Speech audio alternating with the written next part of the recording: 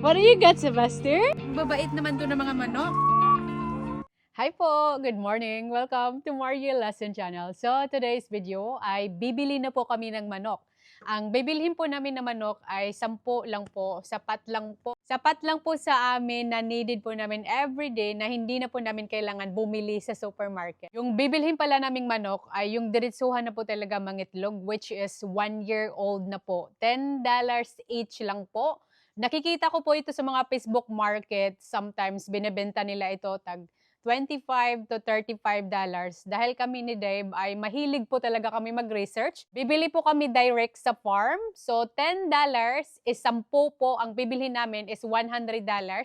Automatic na po to mangingitlog dahil 1 taon na po ang manok na ito. Malalaki na po siya. Mamayang hapon pa po namin i-pick up yung manok dahil sabi ng taga-farmer, kailangan nilang hulihin muna ang manok. Ang chicken pens po namin para sa manok ay ready na po talaga. Ang kailangan na lang talaga naming gawin is gagawa po ako ng pinto. So while waiting po kami i-pick up ang manok mamayang hapon, perfect na perfect pag uwi ni Sylvester mamayang hapon ay may mga manok na po dito. So guys, gagawa muna kami ng pinto sa chicken pens na ginawa po namin the other day. Ito po yung chicken pens na natapos na po namin. Makikita nyo po dito sa side, naglagay din po kami ng pens just in case po, marami akong nababasa sa comment na baka lilipad po yung manok namin dahil yung pader po ay medyo maliit.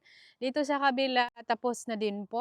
And kailangan lang po namin maglinis kaunti since mamayang hapon pa naman namin kunin yung manok. Ito na pala yung mga kahoy na gagamitin po namin para makagawa po kami ng door. I'm super excited dahil ang gagawin po naming door, yung simple lang po talaga para sa aming chicken fence. Bumili pala kami ng malaking kahoy, ito po. Ilalagay po natin ito katabi po ng poste. Both side po siya, so hopefully mag-street po ang pagkalagay natin mamaya. Tapos, hindi po ako gagamit ng langsang or net. Para ilagay po natin ito sa may poste, bubutasan ko lang po ang mga kahoy. Gagamit po tayo ng screw para mabutasan po natin yung mga kahoy. Hopefully po makaya.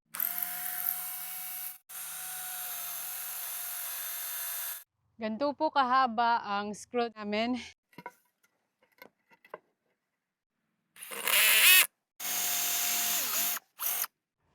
Whew, I think this is strong enough.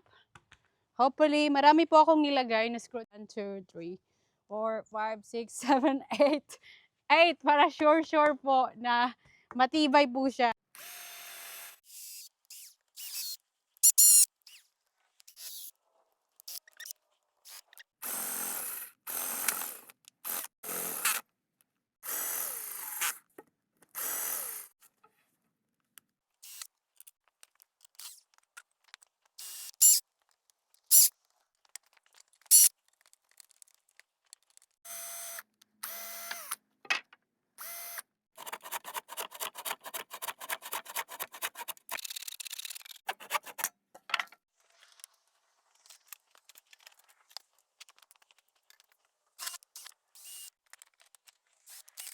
And this is it.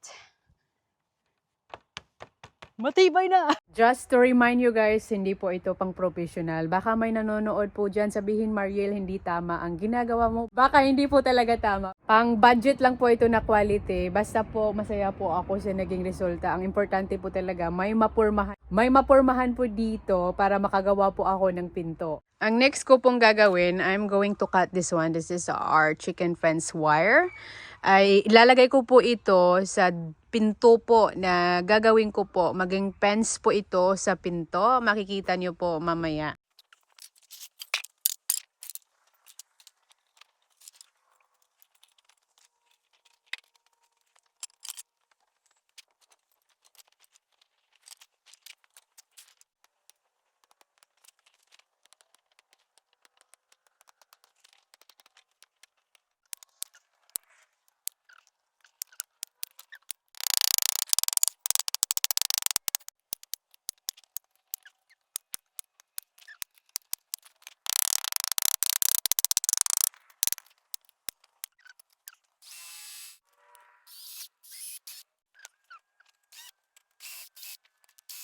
Nagpalit lang po ako ng damit. Naglagay lang po ako ng damit. It's getting cold dahil naging cloudy po siya. Sana po lumabas yung araw. I love when the sun is out when I'm working. So, pretty much, ito lang po yung ginawa ko. As in, nag-form lang po talaga tayo ng door. Ito yung chicken fence wire na kinat ko po kanina. Hindi pa po ito tapos. Maglagay pa po tayo ng maraming kahoy dito para solid po ang ating door. Siguro, lagay ko po ito dito. Ang daming plano ni Maria. David is not here. He went to the hardware store para po bumili po ng painting. Yes, pepinturahan po namin itong shed. And sabi ni Dave, mag-antay ka lang, then I can help you. But, alam nyo naman po si Maria Lassen. Makulit po yung kamay ko. Gusto ko po talaga trabaho. So, siguro pagdating yun, tapos na po ang ating door.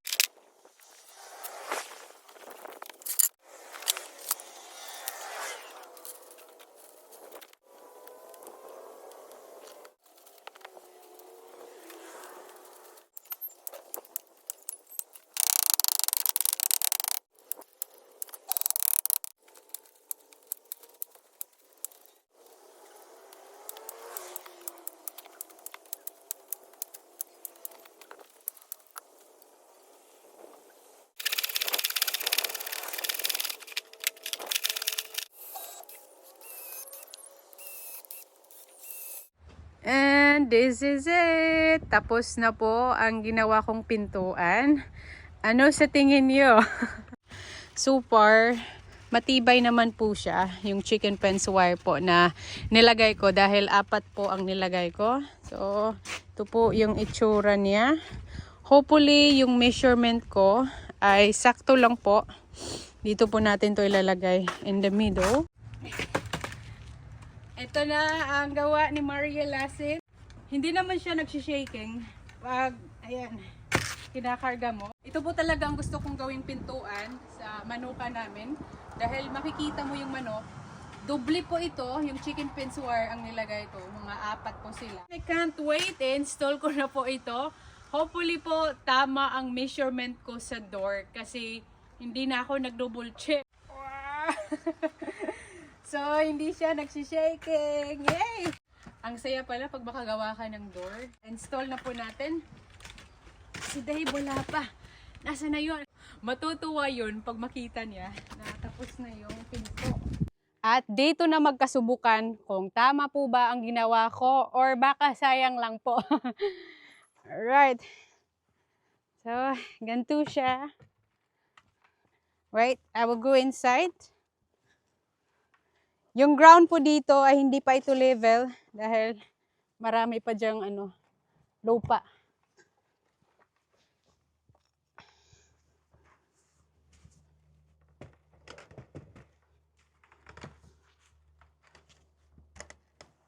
Wow!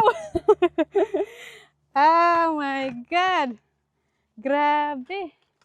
Saktong-sakto. Whoop! Open! Shut! Open, shut. Grabe guys. Parang magic. Saktong-sakto po ang pagkalagay ko kasi akala ko hindi tama dahil ako lang dito mag-isa. And yung door po na ginawa ko, mabigat po siya. At least more than 10 kilos. Matibay talaga siya. Dito natin to ilalagay. Medyo pa rin may gap dyan sa kabila.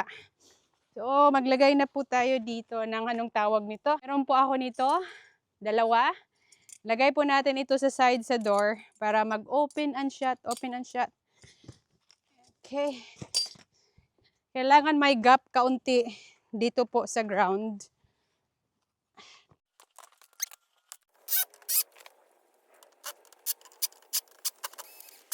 Hopefully, tama na ito guys kasi pagod na din ako. Wow! Woo! It's working. Finally, I'm so happy and very proud na nag-work po ang door na ginawa ko po. Wow! Pinagpaguran ko po yan.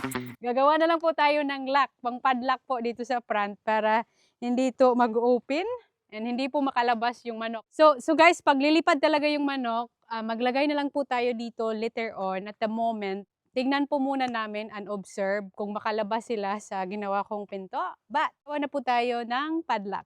Ito po yung binili ko, pang lock. Siguro si David na ano na yun guys, nawala na.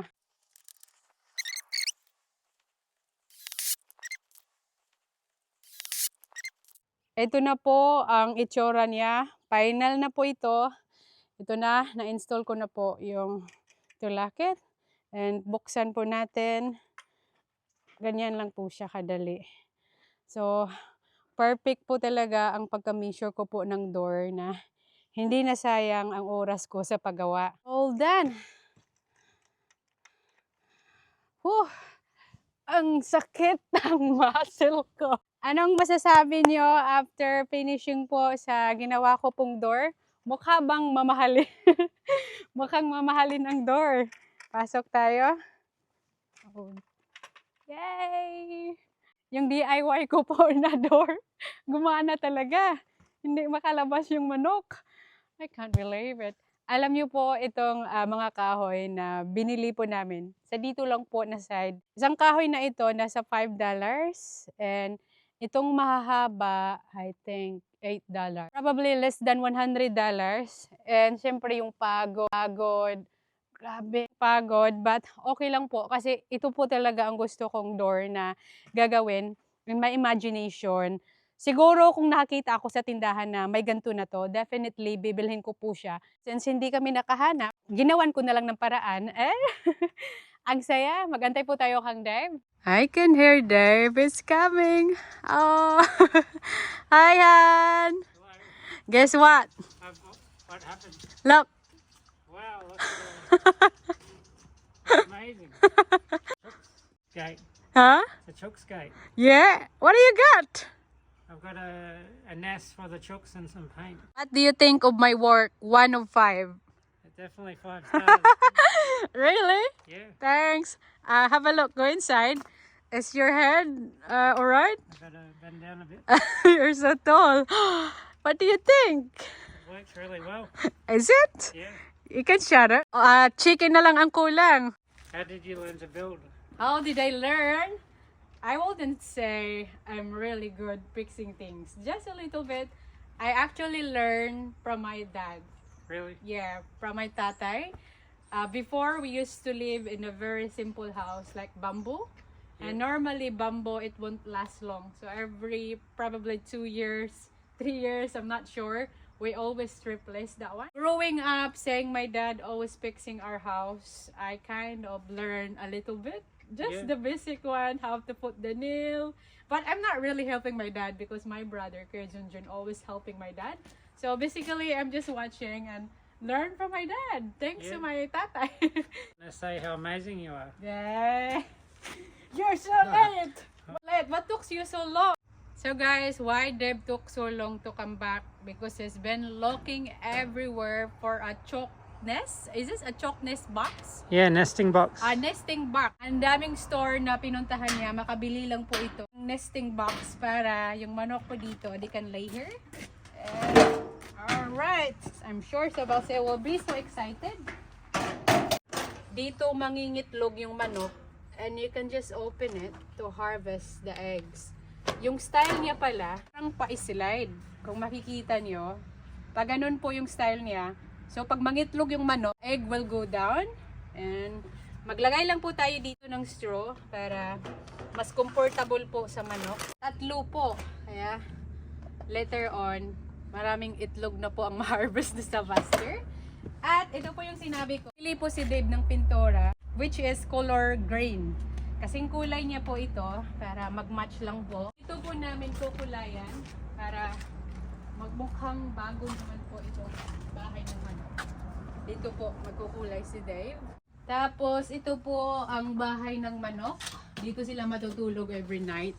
Nice and safe. Semento po ito, kaya hindi ito basta-basta makalkal ng pox. Hindi kami masyadong mag-worry. Kahit yung fence namin sa ilabas, sasabihin na, hindi masyadong safe po talaga. Pero itong bahay ng manok, during night time, dito po sila matutulog. And ito, hindi po basta makakalkal po yung mga animals. Semento po ito. And Dev, are you gonna fence today or tomorrow? Yeah, maybe tomorrow when the weather's hot all day long and it's not wet. Oh yes, because today it's a bit cloudy. Kaya i-timing lang po namin. paglalabas na talaga yung araw. Bago po kami magpintura dito po sa shed or bahay ng manok. Guys, ito pa po yung binili ni Dave kanina. Bumili na po siya ng straw. At ito po yung pagkain ng manok. Malapit na po natin i-pick up yung manok. Ito po. Ito po yung pagkain ng manok. Inuksan na po ni David kanina. Ito po yung pagkain nila. With corn. Mix po siya. Ito po yung lalagyan ng pagkain ng manok. Meron pa itong presyo. $48 ang bili to ni Dave. So, ipapasok na po namin ito. Sabi pala ng farmer, pag bumili po kayo ng manok, hindi po expectation na mangingitlog po sila agad-agad. Dahil po medyo sila ma-stress sa transferring sa bagong lugar, sa bagong environment po nila. Pero ang importante po ay nandito na po yung kagamitan and ipasok na po natin ito dito.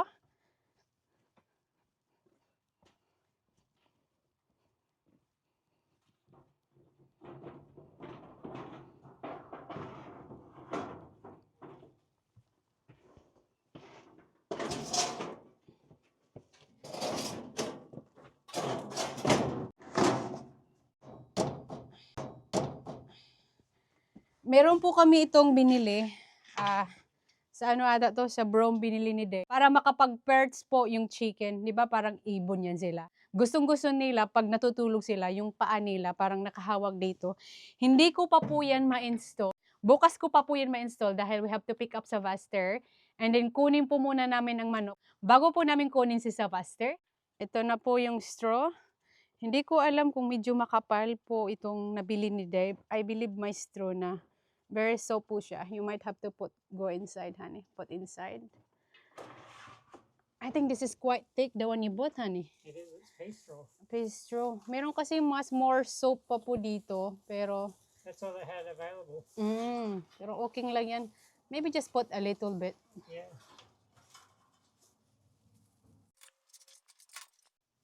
Sabi sa amin ng farmer, we have to wait at least maybe 3 to 4 days bago sila mag-itlog tuloy-tuloy.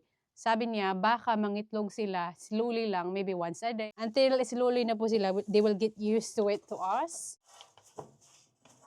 Meron pang price, $190. Mahal ha? This is expensive, honey. Yeah. Not very cheap. Dito na lang natin ilalagay para pa-welcome po to sa bahay nila.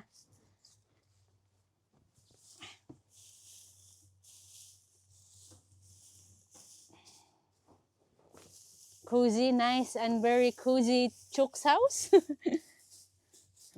If I'm Chook, honey, yeah. I will be so happy to have this house. It's like a mansion. Chook Palace. Oh, I can feel how nice and cozy here to sleep. But probably they will sleep at the back, aren't they? Yeah, on the perch. Yeah, on the perch. We have to install that tomorrow. But maybe tonight, they might sleep here just for temporary for one day. Bago po natin ipasok sila dito sa Chook's house, maglagay na po tayo ng pagkain nila. Is this pellets? Pellets, yes. Yeah.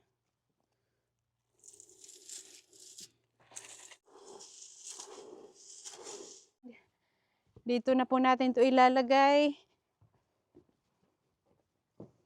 What do you think? Here or outside?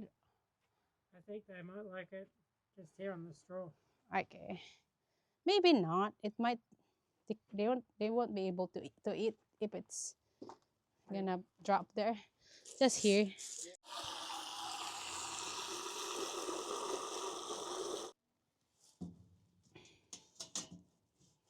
Everything is ready. Now it's time to pick up our chook! On the way na pala kami guys para i-pick up yung manok. Hindi naman po malayo. Malapit lang po ito sa amin.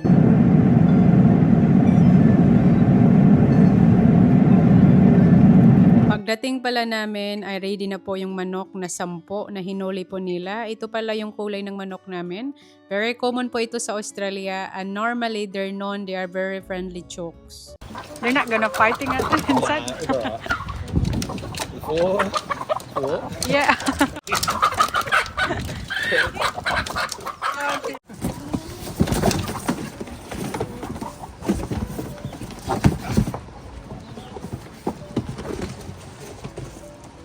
can hear the chook. Ah, katak, katak, katak. They're making a noise. The chook, you're gonna have a new home.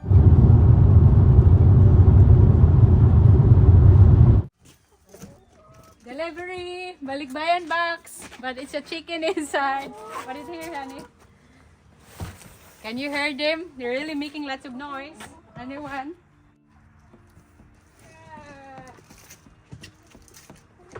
Chook, chook, are you ready for your new home? Oh, hello. We might put them inside. Sobrang laking box. Go, Chuki Chuki. Sana nagpunta yung isa. Super still. Ah.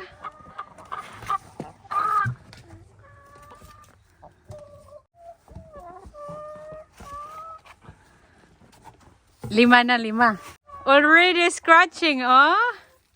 The Sam's very happy and very relaxed.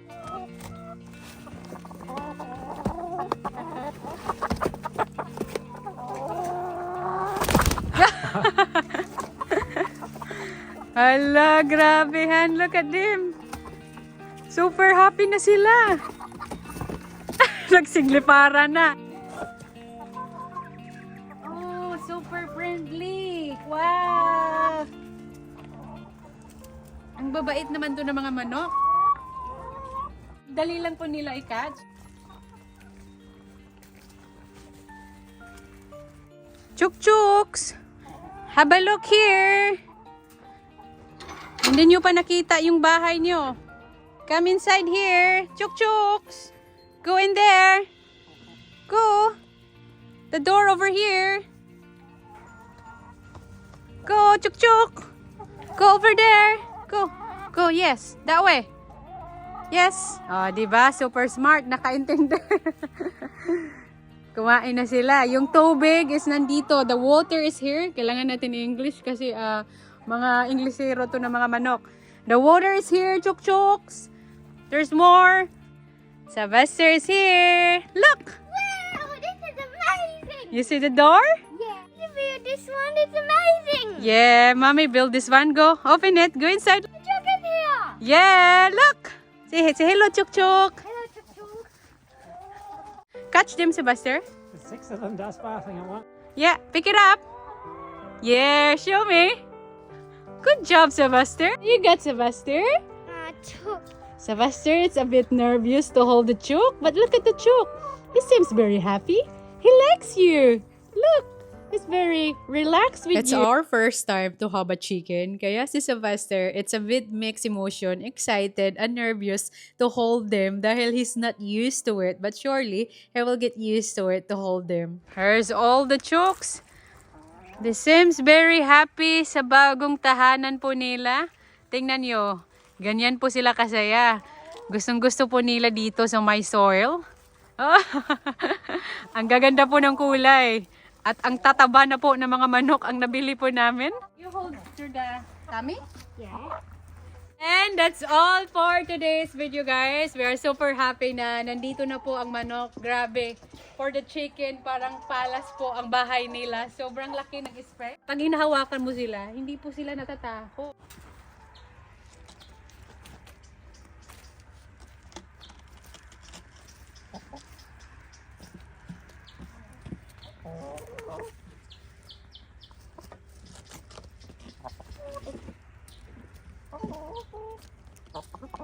And that's all for today's video, guys. Maraming salamat po sa inyong panonood. Please like and subscribe to our channel at mag-iwan po kayo ng komento sa comment section. Thanks for watching. Bye!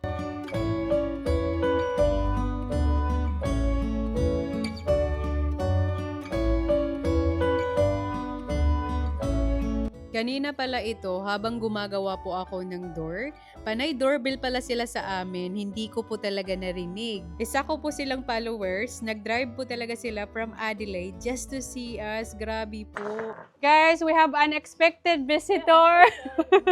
No, it's alright. You guys from Adelaide. Yeah, I actually messaged you, but then sabi ko po, Nag-drive might sila just very try far Iowa. away. Yeah, we're from Holden Hill. We didn't hear them at all. Nagdo-doorbell po sila. We've been so busy building at Chuk's house. Sobrang baho ko po. Hala! Very simple lang ako. Wala, grabe. Are you That's sure? where lang books and that's where you- Ay, grabe. Actually, Pasok po kasi- kayo. Very sorry, we're very messy. We're doing a vlog. Say hi to my vlog. Ay, thank you so much po ha. I really appreciate. Ay, Kasi okay. we've been watching you for too long. Ay, Kahit nung nag-pick pa kayo and then you went to Philippines and then when you came back. When we were in Adelaide, sabi namin, oh my God. Kasi yung saan kayo tumila last time, nadadaanan natin ng asawa ko Opo. to work. Oh. Kasi sabi namin, nag-move sila, hindi natin nakita. Kanina po pala guys, habang gumagawa po kami ng chicken pens, we have no idea. Doorbell pala sa aming bahay. And then may batang pumunta dito sa likod po sa my gate. And grabe, sobra po akong na-shock. Unexpected visitor from Adelaide. Ang layo po ng biyahe nila just to see us.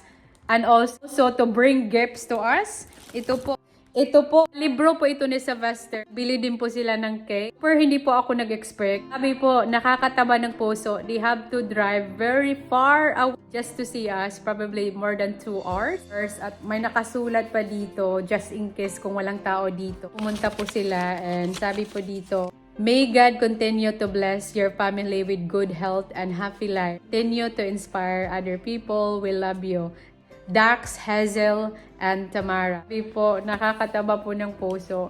Hindi ko po talaga akalain na may magmamahal po sa amin, sa family ko. I really appreciate. He's here with a big smile. Go, check. This is for you, Sylvester. What you gonna say? Thank you so much. I'm gonna do this one first. Wow! What is this? You can drive and do it. Yeah, and what else you got there? You got so many books there. Aren't you very lucky? Yes. Oh, it's about the human body. That's very good. You can learn lots of things. What's this? This is really good dahil sobrang daming books po. Sylvester's Lab Reading Book. Napakaganda po. I really appreciate na mas maraming books kumpara po sa toys kasi at least makabasa po talaga si Sylvester.